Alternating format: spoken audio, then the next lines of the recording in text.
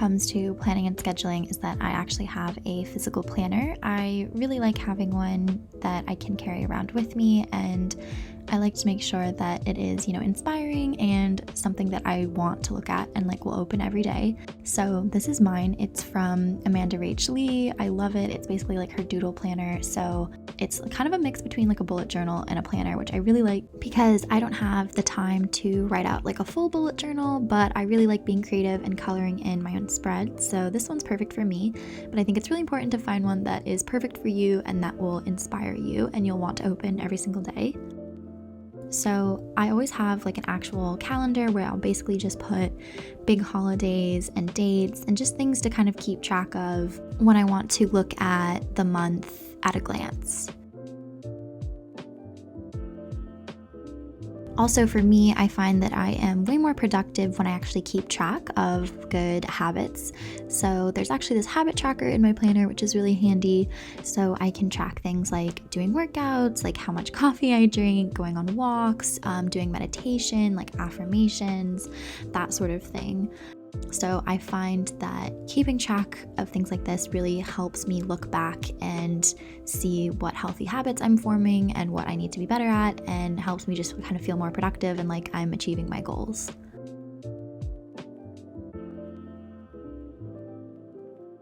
And then before starting to plan a week, I will often just doodle in the little doodles on the side just to kind of give it some color, and I don't know why, but it just kind of makes me feel more productive and like I'm on top of things.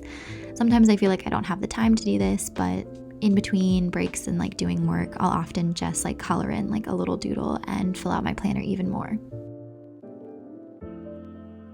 So at this point in the day, I haven't even touched my laptop yet, but I'll go ahead and open it. And this is my background. I just found these pictures off of Pinterest, but I like to find images that inspire me and set them as my background so that I can always see them. And then the first thing I'll do is I'll always go to my little stickies, which is basically where I just keep track of a running list of things that I have to do kind of in general, but also today specifically. And I'll always just write them down here quickly just because I find that it's easier than keeping track of them in my mind. And it makes me less stressed to just write it down and know that I will get to it eventually. And then what I'll do is go ahead and put in some of those most important points that I want to make sure I get done that are kind of in the back of my mind in my little notes section for the week. And then I will go about planning my day. So I split up things into mandatory, which is stuff that I have to get done that day. And then would be nice, as in things that are not mandatory, but I really should get done. And then after that, it's extras. So anything that I need to do throughout the week that doesn't have a specific deadline, but would be great if I got to eventually, I put those down if I have extra time. So it's basically in order of importance. And then I put little boxes next to everything so that I can check them off when I'm done.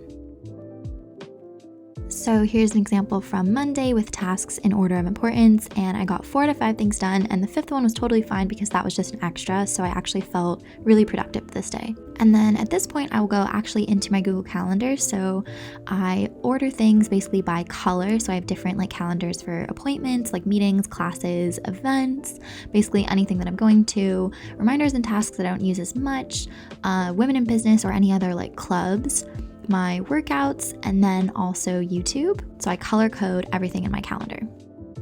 And then I'll show you how I basically go through and structure out a day. So I will add in any sort of appointments I have. So I always book libraries. So I add in those first, and those go under appointments basically just because I have a library booking. Then I schedule in lunch with friends. I find it's really important to schedule in your free time as well, because then you actually stick to it. And when you're in that time, you feel like you can be doing your free time without any feelings of guilt or stress because you've scheduled it in and you know when you're going to do your work.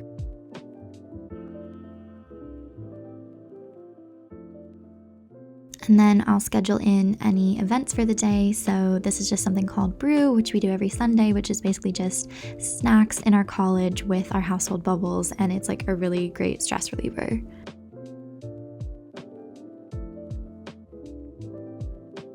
And then basically what I do next is I go through my entire to-do list in my physical planner and block out times that I'm actually going to get those things done in my schedule on my Google Calendar. For instance, I needed to film this video, so I said I was going to do that from 12 to 2:30, and then I also needed to write my essay, so I was going to do that on either side of Uber Brew from 3 to 4 and 5 to 6. And then I'll also schedule in my meal times to like dinner, so I know roughly what amount of time I'm going to be doing that.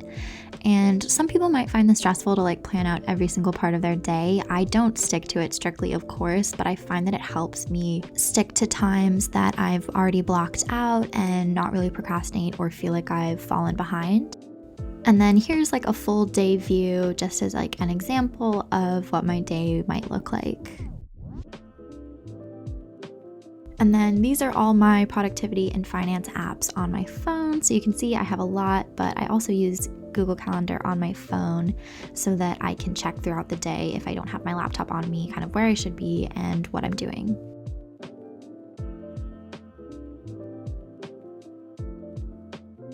So the next is finances, and this is a pretty big category for me because I manage all my own finances and budgeting and pay for, college and everything from the money that I make from YouTube and sponsorships, which is really great. And as a result, I've had to incorporate financial planning basically into my productivity routine and just when I'm organizing my life.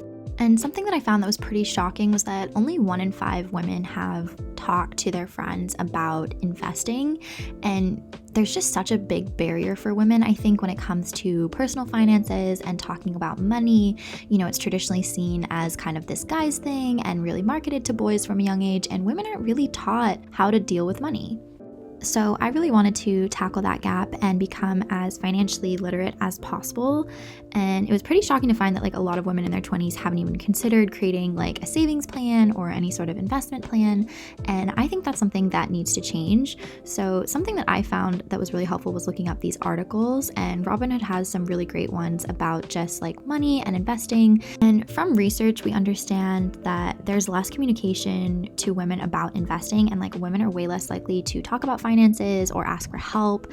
And so I think it's really important to start these conversations like really early and, start talking to your friends about investing, reading articles about budgeting and what you should be doing right now, how to save for your retirement, that sort of thing. I actually find it really fun. But when it came to my own personal finances, I was often a little lost, especially when I started making money and actually having to make these decisions for myself.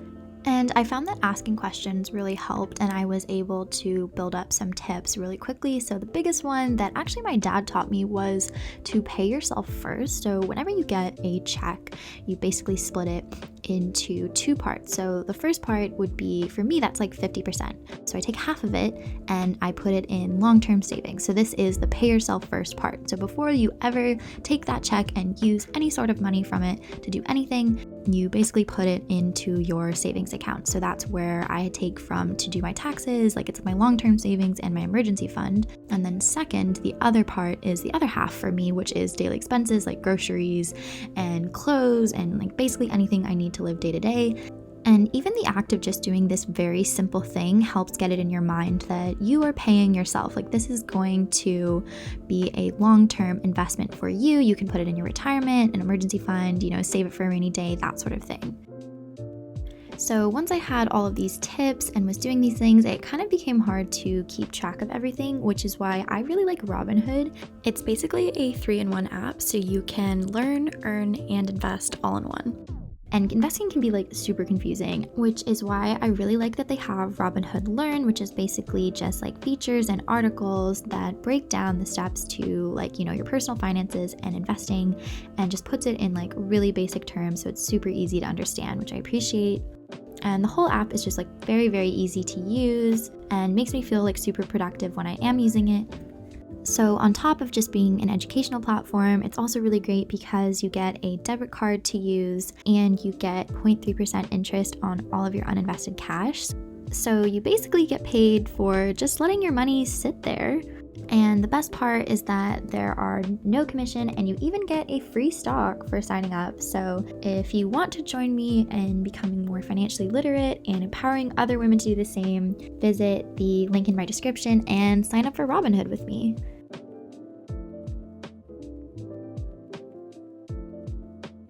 Another really easy trick that I like to do to feel more productive around my finances and money is I like to do little fun saving challenges. So there's lots of different ones. I like to go on Pinterest and find them. I'll normally do one that's just really easy and doesn't take that much thinking either every week or every single day.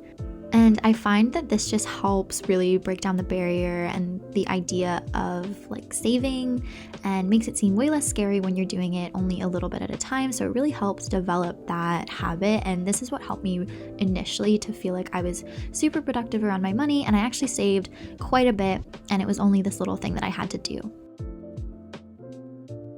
So the third and last category is time management, and this is something I struggle with so much because I would always procrastinate. And something that I found really helpful was this app called Focus Plant that's on your phone, and it's really cute because it basically rewards you with raindrops for setting different amounts of time to focus.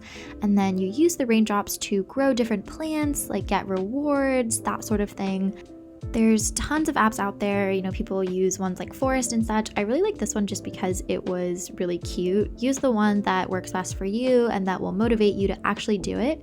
So basically I will set a timer on my phone, and then I will flip it over, and I'm not allowed to access any other apps.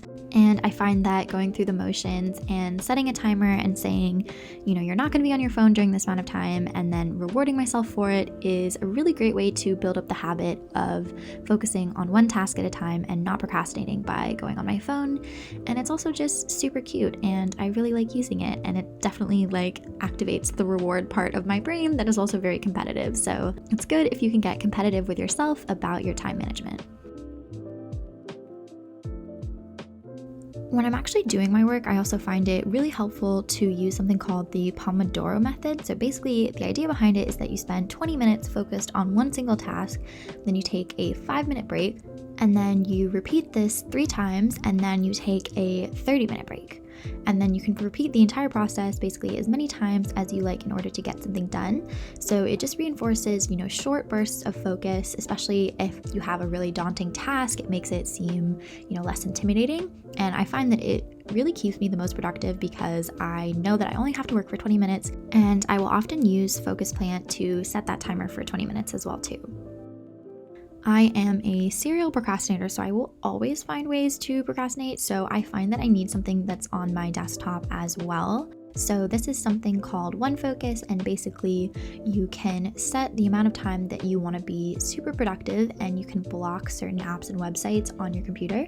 So say I set it for an hour, and I'm going to block, Facebook, YouTube, Netflix, Amazon, any sort of shopping websites, basically anything that I know I will go to just out of boredom to check. And then I also procrastinate by checking messages and email a ton.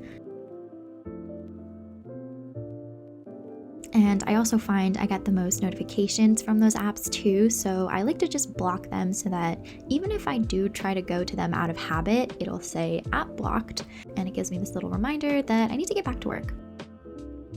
And then lastly, when I'm actually doing my work, which for Oxford is pretty much just writing essays the whole time and doing readings, I find that doing this kind of dual screen mode is super helpful because I can focus on the reading in one and then create my outline in the other, copy and paste things. And that way I don't waste any time going back and forth. So yeah, those are the main productivity tips that I use to organize my life. Hope you guys enjoyed. Bye.